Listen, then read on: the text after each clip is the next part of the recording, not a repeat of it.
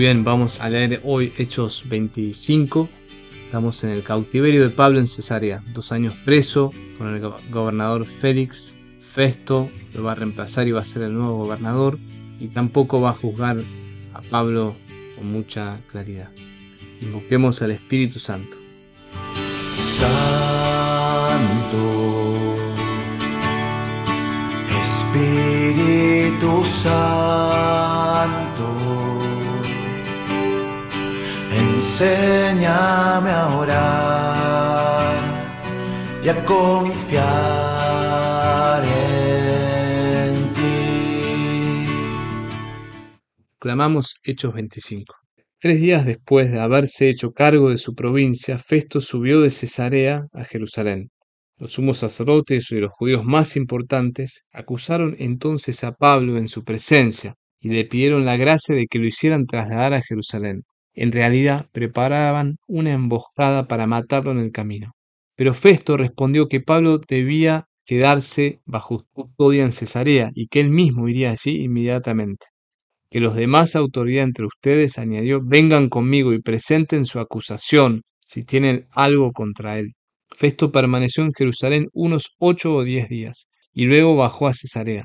Al día siguiente se sentó en el tribunal e hizo comparecer a Pablo. En cuanto llegó, los judíos venidos de Jerusalén lo rodearon y presentaron contra él numerosas y graves acusaciones que no podían probar. Pablo se defendía diciendo: yo no he cometido ninguna falta contra la ley de los judíos, ni contra el templo, ni contra el emperador. Festo, queriendo congraciarse con los judíos, se dirigió a Pablo y le dijo: ¿quieres subir a Jerusalén para ser juzgado allí en mi presencia? Pablo respondió: estoy delante del tribunal del emperador, y es aquí donde debo ser juzgado. Yo no hice ningún mal a los judíos, como tú lo sabes perfectamente. Si soy culpable y he cometido algún delito que merezca la muerte, no me niego a morir. Pero si las acusaciones que hacen los judíos contra mí carecen de fundamento, nadie tiene el derecho de entregarme a ellos. Apelo al emperador. Festo, después de haber consultado con su consejo, respondió: ya que apelaste al emperador, comparecerás ante él. Algunos días más tarde, el rey Agripa y Berenice llegaron a Cesarea y fueron a saludar a Festo. Como ellos permanecieron varios días, Festo expuso al rey el caso de Pablo, diciéndole: Félix ha dejado un prisionero, y durante mi estadía en Jerusalén, los sumos sacerdotes y los ancianos de los judíos presentaron quejas pidiendo su condena. Yo les respondí que los romanos no tienen la costumbre de entregar a un hombre antes de enfrentarlo con sus acusadores y darle la oportunidad de defenderse. Ellos vinieron aquí y sin ninguna demora me senté en el tribunal e hice comparecer a ese hombre al día siguiente. Pero cuando se presentaron los acusadores, estos no alegaron contra él ninguno de los cargos que yo sospechaba. Lo que había entre ellos era no sé qué discusiones sobre su religión y sobre un tal Jesús que murió y que Pablo asegura que vive. No sabiendo bien qué partido tomar en un asunto de esta índole, le pregunté a Pablo si quería ir a Jerusalén para ser juzgado allí. Pero como éste apeló al juicio de su majestad imperial, yo ordené que lo dejaran bajo custodia hasta que lo enviara al emperador. Agripa dijo entonces a Festo: a mí también me gustaría escuchar a ese hombre. Mañana lo escucharás, respondió Festo. Al día siguiente, Agripa y Berenice llegaron con gran pompa y entraron en la sala de audiencias rodeados de los tribunos y de los hombres más importantes de la ciudad. A una orden de Festo trajeron a Pablo. Festo tomó la palabra diciendo: Rey Agripa y todos los que están aquí presentes, ustedes ven a este hombre por quien toda la comunidad judía ha venido a verme, tanto aquí como en Jerusalén, insistiendo a gritos que no había que dejarlo vivir más. Yo no he encontrado en él nada que merezca la muerte, pero ya que él mismo ha apelado al emperador, he decidido enviárselo. Como no tengo nada preciso que escribir sobre él al soberano, lo hice comparecer ante ustedes, especialmente ante ti, rey Agripa.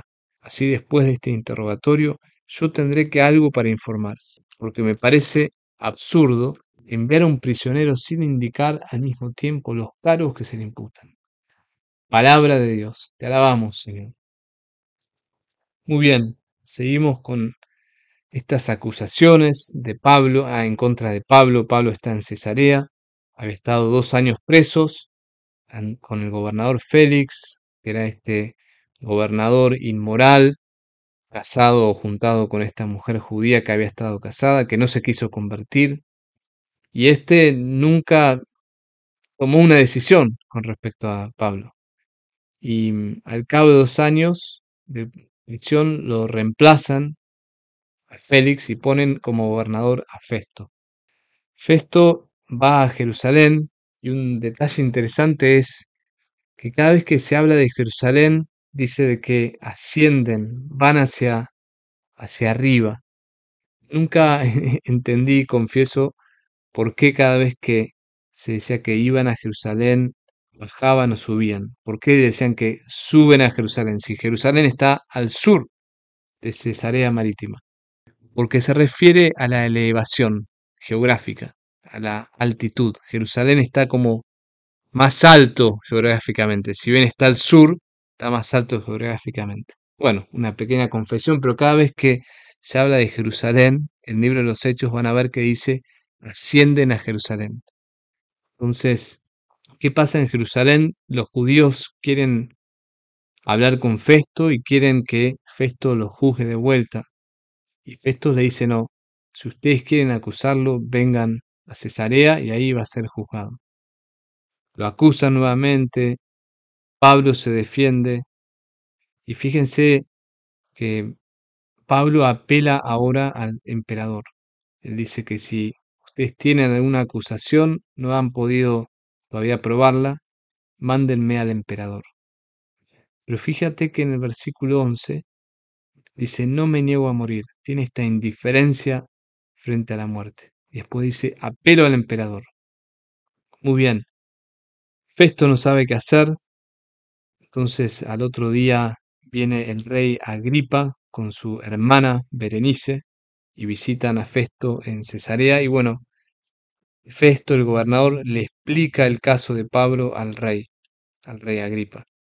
Fíjense cómo el gobernador habla sin convicción. Dice, cuando lo presentaron estos acusadores judíos a Pablo, no presentaron los cargos que yo me imaginaba, sino que hablaban de unas discusiones sobre su religión y sobre un tal Jesús que murió y que Pablo asegura que vive. Es como que dice lo que Pablo dice, pero no se lo cree, no habla con convicción. Unas discusiones sobre la religión y de un tal Jesús que murió y que Pablo asegura que vive. Dice lo que es verdad, pero no lo dice con convicción. Por eso qué importante es hablar con convicción.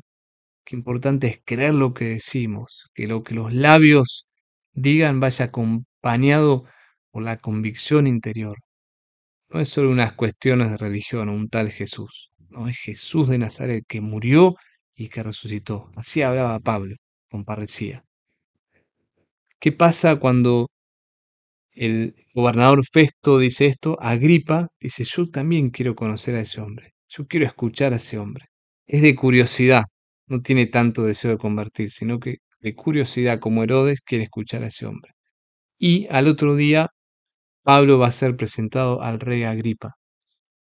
¿Cuál es la finalidad de este encuentro entre Pablo y el rey Agripa? Lo quieren mandar al emperador, pero como no tienen ninguna acusación fidedigna, tienen que encontrar una razón para darle al emperador que lo juzgue.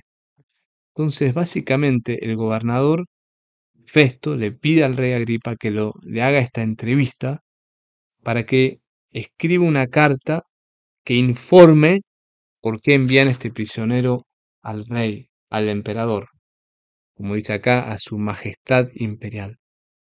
Muy bien, ¿qué podemos aprender de este capítulo 25 de Hechos de los Apóstoles? Básicamente, esta idea, que si bien Pablo está preso, la palabra de Dios no está encadenada.